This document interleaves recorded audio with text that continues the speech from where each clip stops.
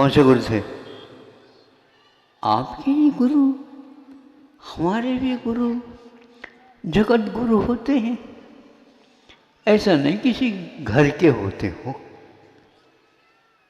सुनते हो? आओ, गुरु तो गुरु।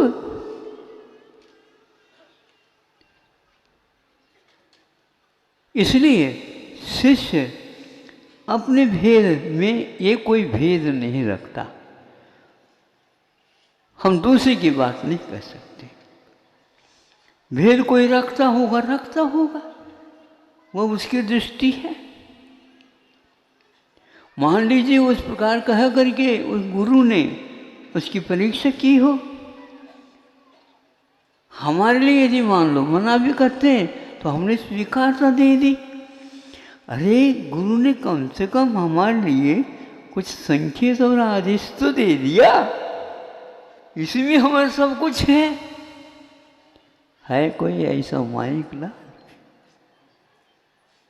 ये भी तो संकेत हो गया ना। संकेत नहीं मिला तो बात ना है। तुम यहां न बैठो, यह भी क्या संकेत नहीं है? यहां पर मेरा उद्धार नहीं हो, किंतु ये इनका कहना है। तो इस ढंग से जब वह बात चली, कहाँ है आपके गुरु? तो गए, अर्जुन भी गया, वो भी गए। अर्जुन गए, जाकर गए, कहाँ है आपके गुरु? बैठे।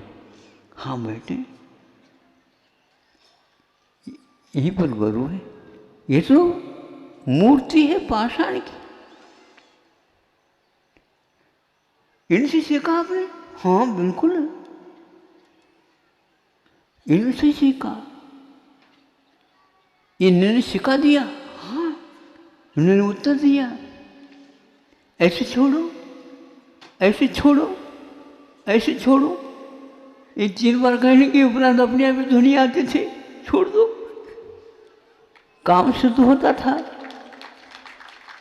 ऐसे करके वह सारे धनुष निष्णात हो गया।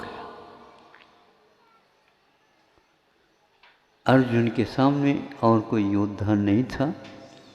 देखिए, योद्धा नहीं था ऐसा नहीं है। अब उसको आप स्वीकारो या न स्वीकारो, विद्या तो विद्या होती है।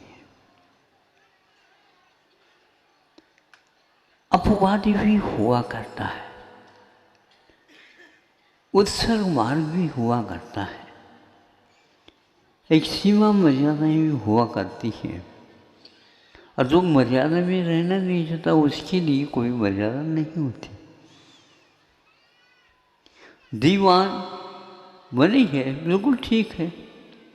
ये केवल जो पैर से चलते हैं उनके लिए है, उसको लांग न सके। 4 पाँव वाला भी तो उसको और लांग नहीं सकता। किंतु 2 पैर हैं,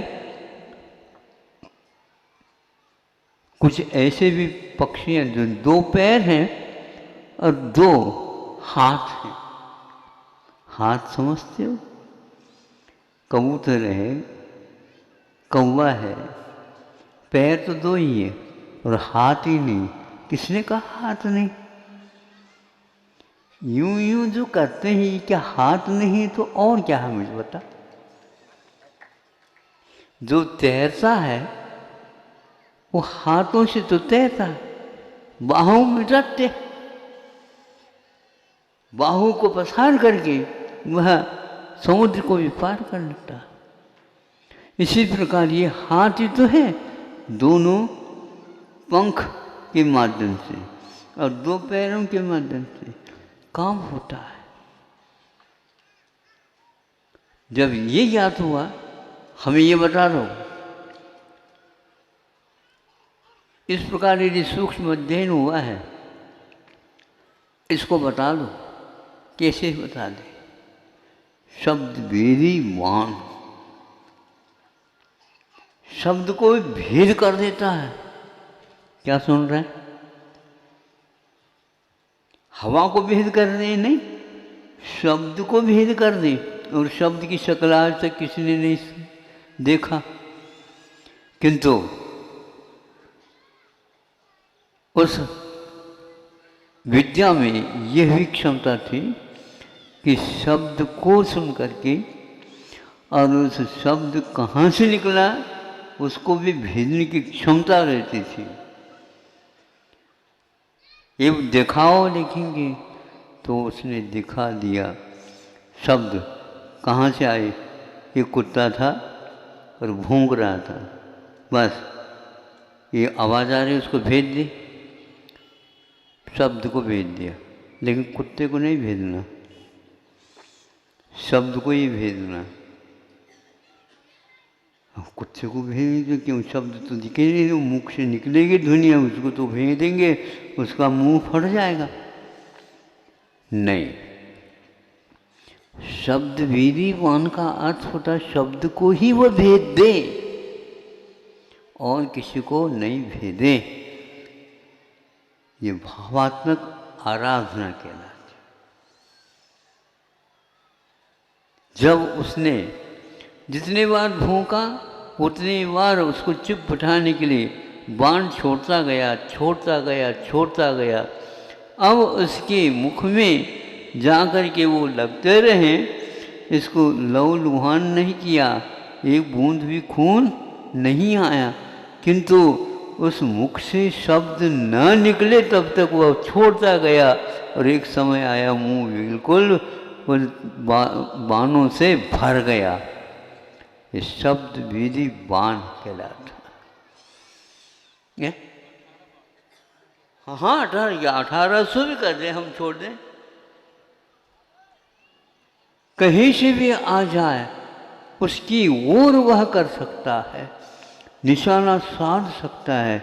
यह हाथों से नहीं हो रहा, ये कानों से नहीं हो रहा है, या और किसी शिक्षा देने से नहीं हो रहा है। एक आराधना का फल है।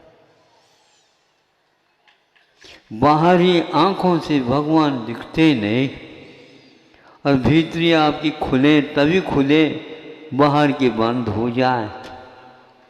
आप अंधे की बात करते हो, बंदे की बात करो ना। बंदा तो वो होता है, वह अंधा भले ही हो जा, आस्था हमेशा हमेशा, श्रद्धा हमेशा हमेशा अंधी हुआ करती है, और ज्ञान चिल्लाता रहता, चिल्लाता रहता, चिल्लाता रहता। आस्था के बिना शिक्षा का मूल्य कभी भी नहीं हो सकता। ये भारत है, ऐसी शिक्षा देने वाला होता। ये भारत सब विश्व का गुरु माना गया, माना होगा। भारत ने कभी नहीं कहा कि मैं गुरु हूँ विश्व का, मुझे तो कुछ है ही नहीं आता।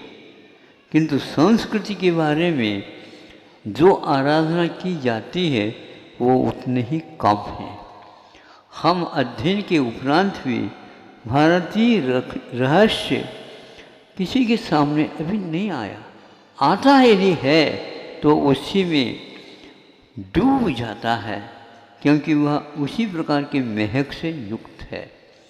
उस महक में क्या सम्मोहन है हम समझ नहीं सकता, किंतु ये अवश्य है वह अन्यत्र इस प्रकार का मिलता नहीं, इसलिए उसको वह पान करता चला जाता है।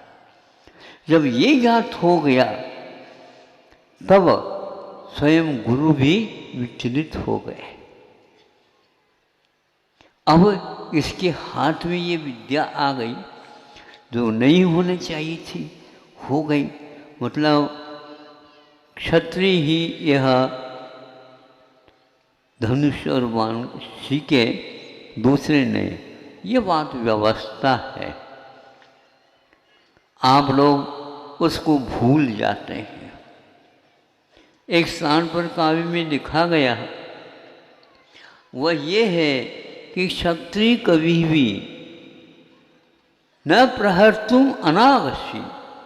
उस काव्य में एक पंक्ति है कि प्रहार करने के लिए यह शस्त्र नहीं, तलवार नहीं, क्योंकि अनावश्यी।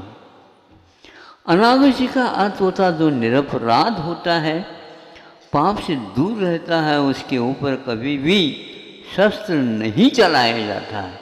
आज छुप छुप करके युद्ध हो रहे हैं। एक को मारना है तो उसके साथ कितनी आहुति ले रहे हैं पता नहीं लग रहा। कम से कम उसमें वो भी मर जाएगा। नहीं, आज केवल ऐसे शस्त्रों के निर्माण किए जा रहे हैं जो जीवों का तो संहार हो जाए और भोग्य पदार्थों को भरपेट हम भोगेंगे, यह भी एक स्वप्न है। अरे ये सारी की सारी जनता चली जाएगी तो उसको भोगोगे कैसे आप? ये बहुत मौलिक विचार है, हम नहीं समझ पा रहे हैं। पेट भरने के लिए तो आध पाव आटा पर्याप्त है, लेकिन कहाँ कहाँ तक इसने अपने संग्रह को बढ़ा दिया। अब इसको सुरक्षित रखने के लिए अब चंद्रमा के ऊपर भी जा रहे हैं, वहाँ पर जा कर के परिग्रह संचय करेंगे। वहाँ से क्या ले आएंगे अभी तक ज्ञात नहीं हुआ, और आप ही लोग बताते रहते हैं। कई लोग कहते हैं कि वहाँ का वातावरण अलग ही है। तो अलग है तो कुछ तो बताओ, वह क्या है? इस मनुष्य के लिए वहाँ योग्य प्राणवायु है क्या नहीं, पहले ये देख ले। बाकी सब बहुत वहाँ पर मान लो पीली मिट्टी मिल जाए तो मिट्टी में वहीं पर गड़ना पड़ेगा। हाँ, यदि मान लो ऑक्सीजन आपके योग्य नहीं मिली तो आप पर क्या करोगे? हमारे आचार्यों ने कहा है, जो व्यक्ति मरण के उपरांत भी वहाँ पर जाना नहीं चाहता, आराधना करने वाला भगवान की, वहाँ पर आप जाना चाह रहे हैं।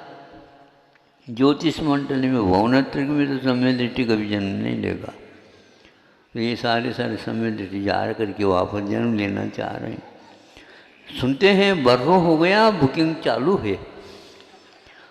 उसमें किसी ने टिकट ले लिया क्या? समझ में नहीं आता। पता नहीं, हम तो बाद में आए जाएंगे, लेकिन फिर भी टिकट दो, बुकिंग कर ली।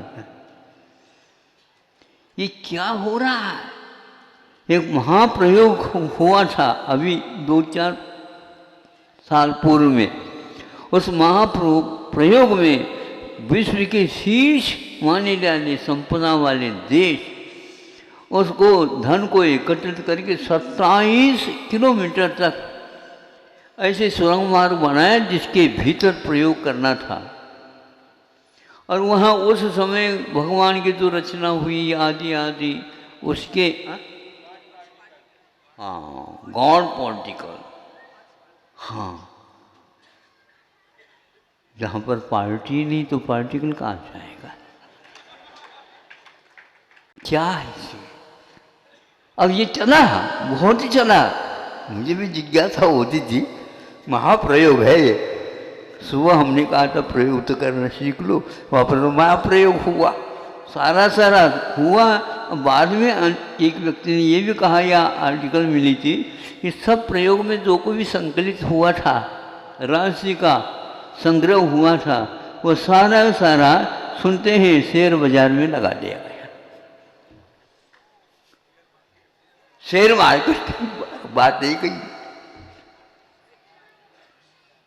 वहाँ विष की भांति धन है जिसका यदि उपकार इत्यादि के कार्य में नहीं काम में आता। संग्रह बहुत है, लेकिन उस संग्रह का भी कोई भी मूल्य नहीं है। मूल्य जो होता है अभिप्राय के ऊपर आधारित होता है। थोड़ा सा भी दान बहुत अच्छे भावों के साथ दिया जाता है, वहाँ पर क्या कहें, पानी भी दूर होकर के बह जाता है। और जहाँ पर आपका भाव ठीक नहीं है, अमृत भी विष का रूप धारण कर लेता है, आपकी मृत्यु ही उसमें होगी। इसलिए उस धन के पीछे अपने भावों को विकृत मत बनाओ कि सात्विक धन है तो सात्विकता के रूप में उसका उपयोग करो। वह कैसे फलता है? हजारों गुना विशेष रूप से फलता है। धरती में, योग्य धरती में समय पर बोया हुआ एक बीज भी 1000 गुणित सहस्र गुणित फल जाता है। विश्व में शांति सुख हो, इस प्रकार यदि बीज बोना चाहते हो तो बो सकते हो, और फसल काटने के लिए देवों को बुलाना पड़ेगा, और शहर से आने के लिए वो तैयार है। ऐसी फसल खड़ी तो हो जाए और हम अपने विद्याओं के माध्यम से अच्छे ढंग से उसका फसल का उपयोग आपको करा दें, लेकिन ऐसा हुआ ही नहीं। हर व्यक्ति अपना घर भरना चाहता है, राष्ट्र को नहीं भरना चाहता। राष्ट्र में रहने वाले जो उपवासी है उनके पेट तक उसको पहुंचाना नहीं चाहता। तो ये किस काम का है? ये ध्यान रखना, ज़्यादा समय करोगे पेट भी उसको स्वीकारेगा नहीं तो क्या करोगे? हमें बताओ, सही बताओ, ठोस ठोस करके समाप्त हो जाएगा। यदि रुचि के बिना, अरुचि के बिना, अरुचि के साथ भोजन करोगे, रक्त का संचार रुक जाएगा। परिणाम यदि विकृत है तो वह विष का काम कर जाएगा, और यदि सात्विक भाव है तो वह जीवन एक प्रकार से बहुत ही स्वस्थ निरोग धाम बनेगा। आज ही हमने एक व्यक्ति के मुख से सुना, वो ये सुन करके मुझे लगा कि हाँ, संस्कृति की बात लौट रही है। जो यहाँ पर भी संस्कृति की बात को लेकर के मैं कह रहा हूँ, उसमें ये लिखा, ये 5 जहर है, और जाने अनजाने हम लोगों ने ये संकल्प भी ले लिया, मान लो कि वह 5 हमारे जीवन के भीतर पहुंच रहे हैं। हम जाने अनजाने में उन जहरों के सेवन करते जा रहे हैं। उनमें कौन? उन्होंने कहा जर्सी गाय का अथवा भैंस का दूध, और शुगर जिसके लिए बिल्कुल सफ़ेद बनाने की बात करते हैं, उसमें ऐसे ऐसे केमिकल का उपयोग किया जाता जो आपके लिए जहर का काम करता।